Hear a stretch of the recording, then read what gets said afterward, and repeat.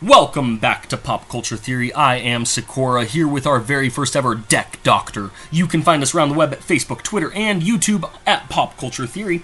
Now, this is a Magic the Gathering Deck Doctor, which means it is part of our Magic the Gathering giveaway. Check out our giveaway video from a few days ago to see exactly what we're giving away and find out how you can get in on it. Like this video and subscribe to the channel for an extra chance to get in on that Magic the Gathering giveaway. Now, this is a Magic the Gathering Deck Doctor for Commander. Now, I've really enjoyed this Deck Doctor here, and it is what I would call a budget Deck Doctor. That means you are going to spend less than $1 per card in the deck. That means for a Commander deck, you will spend $100 or less on the deck. Now, for this deck, it is based on the Magic Commander 2017 Arcane Wizardry deck. I used it in the Magic League that my local gaming store ran, and I came in second place. Now, during the league, you were allowed to switch between 1 and 3 cards a week, depending on if you'd won the last week. And this was the underdog during it. Everybody thought this was the worst deck during the 2017 ones. I was the only one running it, and I did really well still. It's about $30 right now. Once you take that out of our budget, you're going to have $70 left to spend on singles. Note that this is an aggro deck. Look at these leaders here. For each of your commanders, you have a very aggro type that you can go with. I used Anala for my first 2 weeks, but while I kept every one of these different legendary creatures in my deck, none of them took my overall commander spot. For my actual commander, I ran a different legendary creature that is included in the deck, and that is Marquesa the Black Rose. Now, Marquesa's dethrone ability is ridiculous, and her ability to return those creatures to the graveyard if they had a +1/+1 counter on them is very abusable in this deck, and that's what we're going to focus on. So all the creatures in this deck, including some that come with the deck, are really good for that and are stuff we can use. So we're going to talk about a couple of the good ones first, like Galecaster Colossus and Azami. They have that Coven effect to tap other wizards, and we love abusing that in this deck. Next up, we have Magus of the Mind, another just wonky one that can pull off some awesome late game plays. And we have Apprentice Necromancer, one of the most important for abusing that dethrone effect there. All these require a response, and that is the theme with all the creatures we're going to add to the deck as well. Things that require a response include Patron Wizard. Throw this in the deck for another one of those Coven abilities. Now you're going to tap a wizard to counter a spell unless they pay one. This gets really annoying when your opponent wants to stay on turn and they want to be using all their mana. Next up, Lighthouse Chronologist. If you have the mana to pay it off, you're going to have so many turns. You'll go, they'll go. You'll go, they'll go. Especially if you're going to pod. You go, opponent 1 goes. You go, opponent 2 goes. You go, opponent 3 goes. You go, you go. It's ridiculous. Next up, we have Teferi, Mage of Zalhir. This is going to give all our cards flash and take away their instants. Again, all of these just require a response when you play them. Now, we also have Marilyn. This is a bit of a double-edged sword. I like to wait until I think this will be more advantage to me than to my opponents to play it, because it's going to allow all of us to tutor. But it's another one of those that requires a response, because they often don't want you to tutor off it.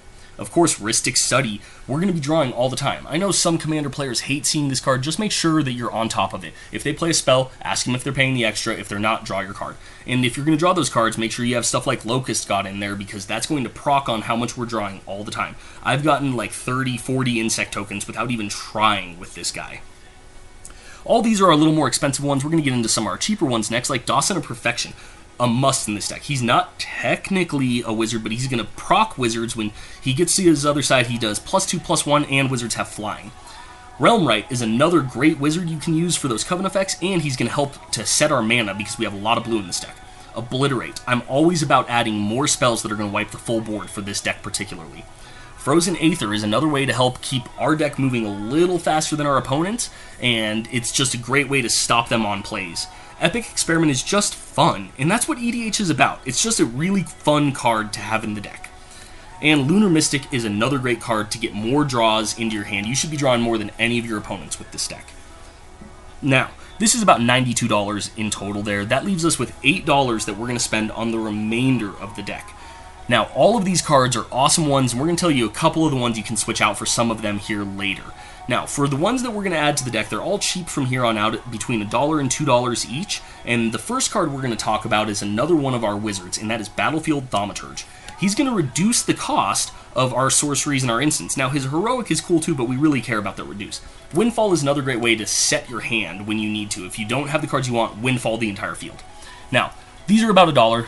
Mirage Mirror is the only $2 card in this, and I recommend just trade out the other mirror with Mirage Mirror. Mirage Mirror is better in my opinion. Willbreaker, another awesome wizard you can play. We don't target them very often, but when we do, it can be wonky and fun. Now, Scatter to the Winds and, of course, Counterspell are going to be the counterspells that we're running in this. We do want some hard counterspells to just stop them when they have the ridiculous plays we don't want to deal with. Finally, Unscythe of Kings, another dollar card there. Just a fun artifact, and I really like Unscythe, Killer of Kings. It's $100 overall for everything I've shown you so far, maybe even less if you can find it online or if your local gaming store has some deals going on. Now, there are a couple cards that I was going to talk about, but they went over that $100 budget, so let's talk about them real quick.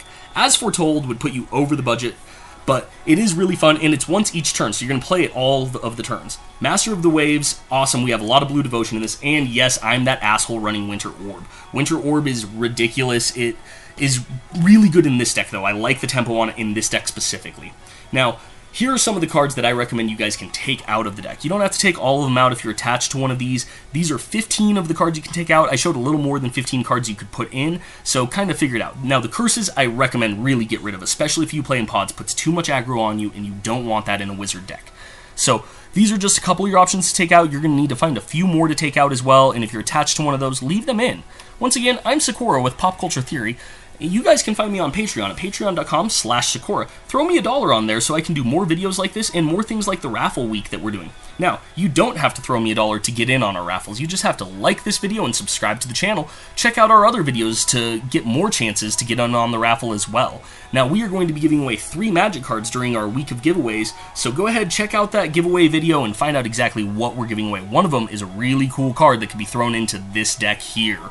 Now, that being said, thank you all very much for tuning in here. I am Saccora with Pop Culture Theory. Let me know what you thought of our very first deck doctor in the comments below there, and let us know what other things you guys would like to see as well as what other decks you would like to see us doctor. I'm Saccora with Pop Culture Theory, and I will catch you all next time.